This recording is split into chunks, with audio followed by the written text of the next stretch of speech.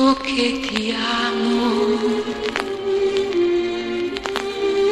quando ho visto che bastava un tuo ritardo per sentir svanire in me l'indifferenza, per temere che tu non venissi più. Ho capito che ti amo quando ho visto che bastava una tua frase per far sì che una serata come un'altra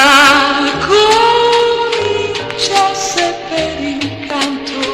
a illuminarsi e pensare che poco tempo prima, parlando con qualcuno, mi ero messa a dire che mai non sarei mai più tornata a credere all'amore, a illudermi e sognare, ed ecco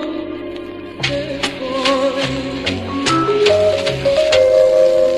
ho capito che ti amo.